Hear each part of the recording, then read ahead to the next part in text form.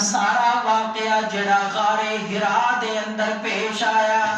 امام الانبیاء نے دسیا تفصیل دے نال کہ میں اللہ دی عبادت دے اندر مصروف سی، اللہ دی یاد دے اندر ذکر و اذکار دے اندر مشغول سی۔ اچانک ایک ایسی ہستی آئی، ایک ایسا فرشتہ آیا جس نے آ کے مینوں قرآن کریم دی تلاوت دا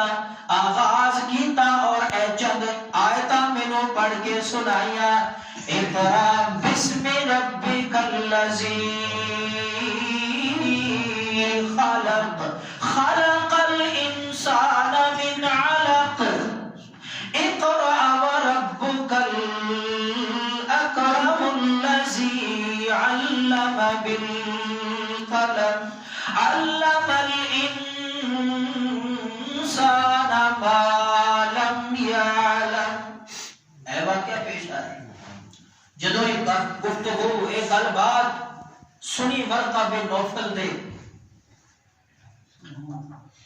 ورقہ بن نوفل کہتا ہے اے امنہ دلال، اے محمد مصطفیٰ، اپنی پیشانی تے اپنا سر میرے قریب کرو۔ اللہ دے پاک پیغمبر دی طرف اس طرح دوویں ہاتھ بڑھائے ورقہ بن نوفل نے، میرے پیارے پیغمبر امام الانبیاء محمد رسول اللہ دی جبین اقدس نو پکڑ کے، آپ دے سر انور نو پکڑ کے دعا ہتھاں دے نال ورقہ بن نوفل نے بوسا لیا اور کہتا ہے اے خدیجہ تینوں میں مبارک ہوئے، اے خدیجہ دے شوہر محمد تانوں مبارکہ ہون۔ اے جڑی گل تساں دسی ہے غار ہرا دے اندر جڑا او ناموس تانوں نظر آیا ہے، جڑی ہستی تواڈے کول آئی ہے اور جڑا پیغام لے کے تواڈے کول آیا ہے، اے تے وہی فرشتہ جڑا کدی موسیٰ علیہ السلام دے کول آندا سی، اے وہی فرشتہ جڑا حضرت آدم تو لے کے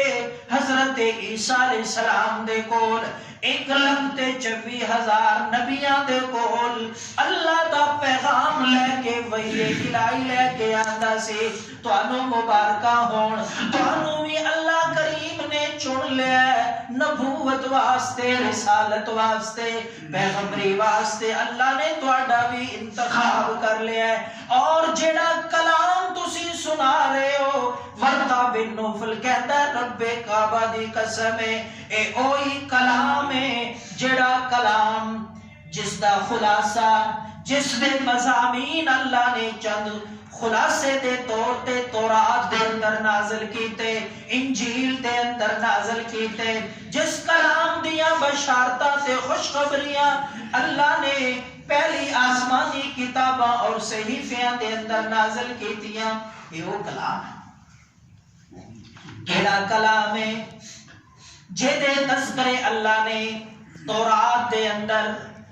صحائف ابراہیمیہ دے اندر کیتے نے، قد افلح من تزکا